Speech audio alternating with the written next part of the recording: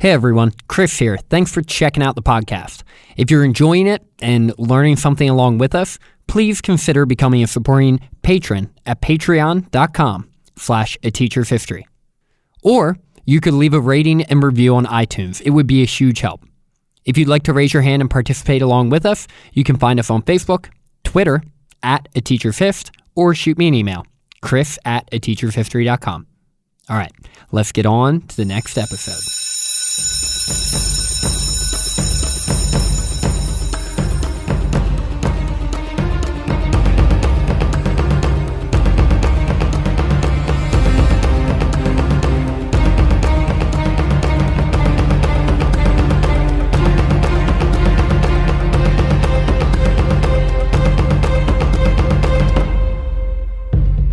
Hello, and welcome into A Teacher's History of the United States. Thanks so much for joining me again today. Did you know that John Adams did finally receive word from France that peace was official, but it was too late to impact any of the electoral college votes for the election of 1800? And that Alexander Hamilton once again put his pride and personal enmity before party just prior to the election, and wrote a scathing 54-page pamphlet listing all the reasons why John Adams, not Thomas Jefferson, was unfit for the presidency.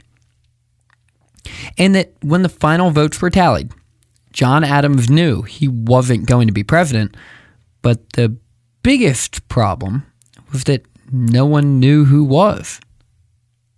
Did you know all of this? Maybe, maybe not. Get your notebooks out because today we will cover that and more in episode 90, Peace with France and the End of John Adams' Presidency. All right, everyone, welcome into episode 90, and we are just going to dive right into it. Last episode, we continued to chronicle the efforts of John Adams to stay out of war with France. We went into detail about the Alien and Sedition Acts and noted that while these laws were truly terrible and arguably unconstitutional, one could at least understand why Adams allowed Congress to go through with them. With news from France that they were open to peace negotiations, John Adams was more optimistic about potentially avoiding a conflict, but preparing for war nonetheless, just in case. We left off last episode in the late fall of 1798, with John Adams addressing Congress about the intentions of France to seek peace, while also clarifying that the U.S. was really only interested if France was being genuine. And just in case they weren't, the U.S. was going to prepare for the worst. And at this time in his presidency, over half of the way through his term, the stresses of office were beginning to wear Adams down. He looked old, felt old, and well, sort of was old. He complained to Abigail that, quote, "I am old, very old, and never shall be very well, certainly while in this office, for the drudgery of it is too much for my years and strength." As we enter this period in American history, with the Federalists arguably practicing significant government overreach, you may be wondering, where is Thomas Jefferson in all of this? If you were, don't worry, he was keeping busy. Jefferson arrived back in Philadelphia in December of 1798 after 6 months at Monticello. While Jefferson was away, he had secretly written a set of resolutions, known as the Kentucky Resolutions, that would be proposed to the Kentucky legislature. These resolutions offered a constitutional challenge directly to the Alien and Sedition Acts, and they are incredibly important when we examine the constitutional arguments that have spanned the history of this nation. These resolutions basically said that each state had a natural right to nullify federal actions it deemed unconstitutional. In other words, if the individual state thought the federal government violated the Constitution by passing a certain law, the state would not have to adhere to its mandate. So this, in essence, made the state government the final arbiters of federal authority. While Jefferson was writing these resolutions for the state of Kentucky, James Madison was simultaneously doing the same thing for the state of Virginia. The Virginia and Kentucky revolutions, as they are commonly referred to, publicly challenged the federal government. And make no mistake, these actions were bold and pretty radical. This was arguably the most radical action Thomas Jefferson had ever taken in his political career, writing to Madison that if these were unsuccessful and the American people did not get behind them, on this he was prepared to, quote, sever ourselves from the Union we so much value, rather than give up the rights of self-government. And in the back of his mind, the spirit of a split country with his arch-enemy Alexander Hamilton riding high with control of the Federal Army probably kept Jefferson up at night. The crazy thing about all of this, and something that the Adams documentary on HBO doesn't get correct, is that Adams and Jefferson hadn't spoken to each other in over a year. If only they knew how many things they actually agreed on, such as their desire for peace with France and their mutual hatred of Alexander Hamilton. In February of 1799, after receiving another report from his son John Quincy that France was in fact open to peace talks, John Adams decided not to be stubborn and to put an end to all of this nonsense, and he took swift and bold action to do so. In a message to Congress that was ironically read by Thomas Jefferson, John Adams declared that he was going to formally seek peace negotiations with the Crown, if they were willing to receive the American representative. Jefferson was stunned, probably speechless. The Republicans were confused and pleasantly surprised, while the Federalists were beside themselves. Timothy Pickering, the Secretary of State, could not get over this decision and was infuriated at John Adams. Other Federalists felt like Adams must be going out of his mind. This was just such a ridiculous decision, and for all intents and purposes, John Adams had once and for all turned his back on the Federalist Party, at least according to many of these high Federalists, like Timothy Pickering. But John and Abigail were convinced that they had played this perfectly. Abigail called this message to Congress a, quote, masterstroke, while John was convinced that his persistence in pursuing peace and his simultaneous buildup of naval forces were finally going to allow an opportunity for peace with France. But as it seems to always happen with John Adams, just as things seemed to be looking up for him, he received word that his son Charles had squandered away his brother John Quincy's money and had become an unfaithful and absentee husband, and was also an alcoholic. John couldn't take this news and refused to accept this reality, denouncing Charles and disowning him as a member of the family, forever holding a grudge against his son, who used to be known as the most charming and likable member of the Adams household. When Adams arrived in Trenton, New Jersey, where the cabinet was meeting to avoid the most recent yellow fever outbreak in Philadelphia, Alexander Hamilton, unannounced, rode over from Newark on his own, just so he could speak with Adams face to face, likely planning on convincing him to rescind his envoy to France and explain to him why that was such a bad idea. In a conversation that is detailed by Adams himself, Hamilton immediately dove right into politics, arguing that Britain had the upper hand in war, and it was only logical that America ally themselves with the British and immediately cease all attempts at peace with France. Adams was blown away at just how out of touch Alexander Hamilton was of the present situation in Europe. Adams patiently listened to Hamilton and then explained to him that, quote, never in my life had I heard a man talk more like a fool. On October 15th, John Adams gathered his cabinet to discuss the idea of the envoy, and against strong opposition, he eventually decided to follow through with the mission. And with this, Hamilton's dreams of glory, military glory that is, was no longer possible. A standing army was unnecessary, and thus Hamilton's potential influence was eradicated. I have no doubt this was the cherry on top of the entire situation for one Mr. John Adams. On December 14, 1799, as things were once again looking up and the mood around Philadelphia was positive and optimistic, the American people found out that the great George Washington had passed away. Cities and people all over America mourned his death and held a parade of mourning for him in Philadelphia, which Thomas Jefferson was conspicuously absent from. In February of 1800, the United States received news that Napoleon Bonaparte had taken power in France that previous November, and for all intents and purposes, the revolution in France had come to an end. With the death of Washington, the consolidation of power behind Napoleon, and the easing of tension with France, the mood in the United States began to turn toward the next chapter, so to speak.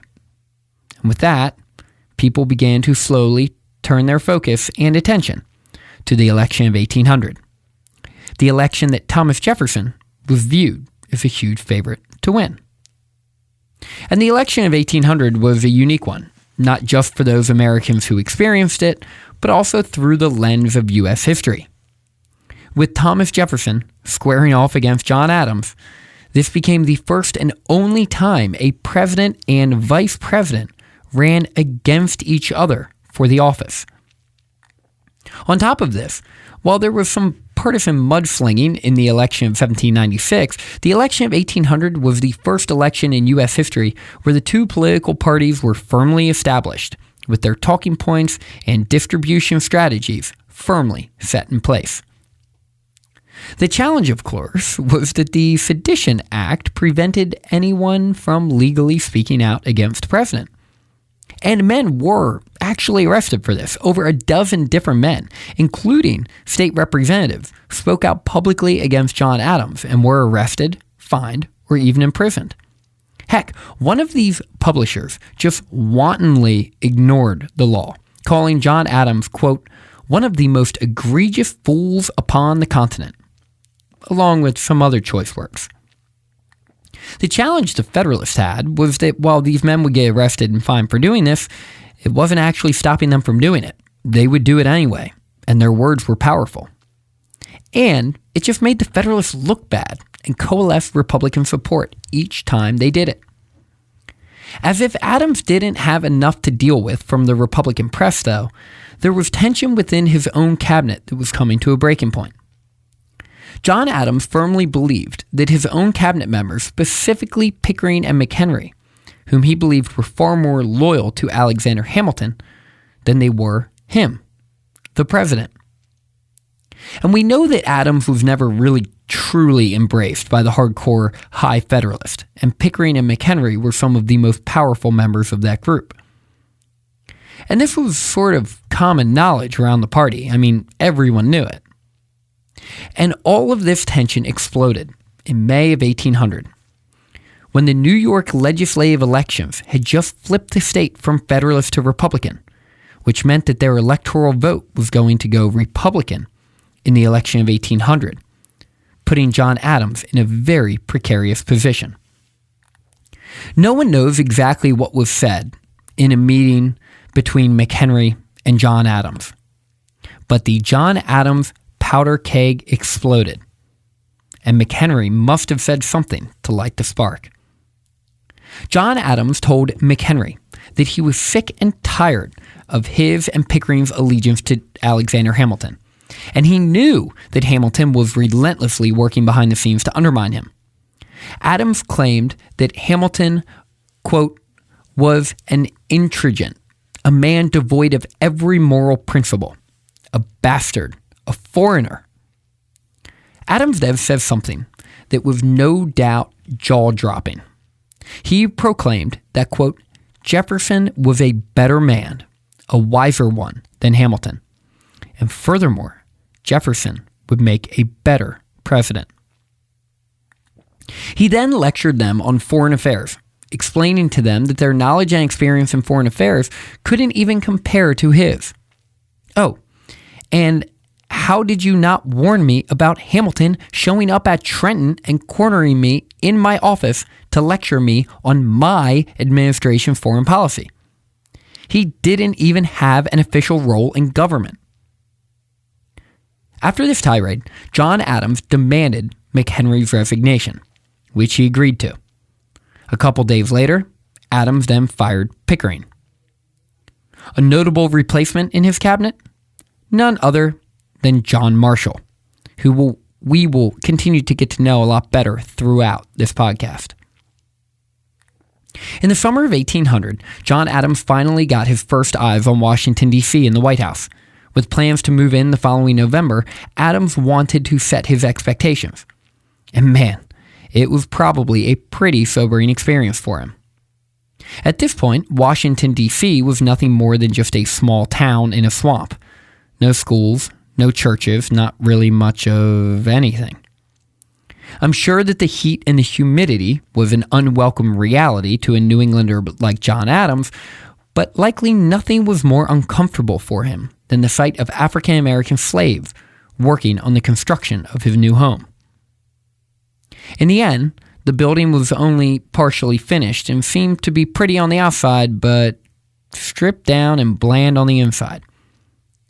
Somewhat surprisingly, though, John Adams wrote to Abigail that he was quite pleased with the new home and was excited to live there. And this, I guess, isn't totally shocking. John Adams always thought the president should live in a home that is more reflective of his power. And I guess the White House was going to be just that, even if it was likely only for one winter. With Adams' move into the White House on the horizon and the end of his first term looming, let's turn our undivided attention to the upcoming election of 1800. As I mentioned a few moments ago, the party machines were up and running, and they were more than ready to sling as much mud as was necessary to help their preferred candidate win the election. And there were so many things said about both men, like Jefferson being a clueless idealist, a Francophile, a states' rights radical, and the man who would usher in a civil war. And he was also a godless heathen, an atheist. John Adams? Well, he was an Anglophile and a monarchist. He was old, toothless, and even deranged. In fact, there was a rumor floated by the former member of Adams' cabinet, Timothy Pickering, that Adams had made a deal with Jefferson and was colluding to get the Republicans into power. And this stuff worked. I mean, people believed this stuff. You can't imagine how, with few things to occupy their time, especially compared to today's society, many people focus so much of their emotional energy on politics, and these rumors became realities to many members of the voting populace. But at least these things did not come from the candidates themselves, as both Adams and Jefferson kept their mouths shut and refused to publicly bash the other. The primary difference in the attacks, though, is that the attacks on Adams came from both the Republicans and many of the High Federalists. Adams had a record to run on, but this record was also easily used against him. Since Jefferson pretty much just chilled at Monticello most of the last 4 years, there really wasn't anything to pin on him. But there was a reason why Adams was getting hammered so much in Federalist circles about his record. Alexander Hamilton had once again involved himself in politics. He just couldn't help it. He was so influential, and there were many Federalists who actually were indifferent as to whether Adams or Jefferson won, believing that, both men would sort of be equally horrible. And while the last two times Alexander Hamilton had involved himself in a John Adams election, he had done so with some privacy. This time, though, not so much. He was public and outspoken about his feelings toward John Adams, proclaiming that, quote, "If we must have an enemy at the head of the government, let it be one we can oppose, who will not involve our party in the disgrace of his foolish and bad measures." And to a point, this made sense.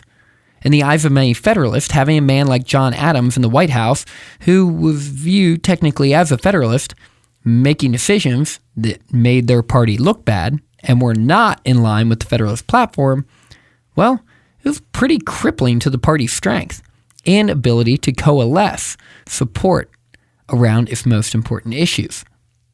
Another challenge Adams had was that the Peace Commission from France had sent, well, no update to the present circumstances. With the status with France still up in the air, Adams had trouble prying himself away from the assumption that since he was Federalist-leaning, he was in favor of war. He desperately wanted to hear back from the commission, not only to provide closure to this issue that had so plagued his presidency, but also to be able to run on a successful peace commission with France to help his re-election cause. During the fall of 1800, with the election on the horizon and Adams on his way to D.C. to move into the White House, Hamilton once again shocked the political world. Since the summer of 1800, Alexander Hamilton had been recruiting high Federalist members of the executive to give him access to files and information that was confidential. And with the election just weeks away, Hamilton did everything he could to try to torpedo Adams once and for all. The nickname Cassius that Abigail had given him years prior seemed pretty fitting. Hamilton, in a 54-page pamphlet that was shocking even to his high Federalist allies, wrote a scathing rebuke of John Adams, both personally and professionally. He did not hold back any of his criticisms. For 50 pages, he ripped Adams to pieces, almost ensuring that the Federalists were going to lose the election. Madison, Jefferson, Monroe, and the rest of the Republicans were beside themselves with glee. Ah, another public pamphlet by Alexander Hamilton that only furthered their cause and made the Federalists look bad. And to be clear, while a lot of the Federalists weren't happy with Adams, they did not approve of this action by Alexander Hamilton. Noah Webster, in fact, was so angry at Hamilton that he told him if Jefferson won the presidency, it was going to be all Hamilton's fault. Once again, many Federalists saw Hamilton's vanity and ego get in the way of accomplishing a larger goal. If anything, Hamilton was ruining the Federalist Party far more than Adams was. Hamilton's fury over Adams not taking his advice or giving him an ear, ruining his chances at military glory, or the humiliation of Adams' insult, or heck, maybe even Hamilton's dreams of reshaping the party in his image, all could have been motivating factors behind this behavior. When Adams saw the pamphlet, he was hurt, but not surprised. In fact, Adams thought Hamilton was pretty stupid for writing it, considering it more or less was ensuring Thomas Jefferson's victory, a man whom Hamilton claimed he hated. On November 1st, Adams moved into the White House, which wasn't technically named the White House yet, with no fanfare or attraction. He lived there quietly, awaiting word from France or from the Electoral College, whichever came first. It was John Marshall who delivered the news that Adams had been waiting for, informing him that their peace attempts with France were successful after all, and Napoleon agreed to peace, noting that these tensions were nothing more than a, quote, family quarrel. It was first reported on November 7th, and peace was achieved, finally. John Adams' number one priority, from his inaugural speech to his final days in office, was to reach peace with France, and he had done just that. The only bad news? The electors had already been chosen and gathered to cast their votes for the presidential election. So while this was fantastic news for Adams, it didn't impact their votes, unfortunately. And when the results came in, no one was really surprised in that John Adams had lost. And Adams took it well. It almost felt good for him to be relieved of the burden of the presidency. And Abigail in some ways agreed. The election was actually much closer than people had expected. The final count saw Charles Coatsworth Pinckney with 63 votes, Adams with 65.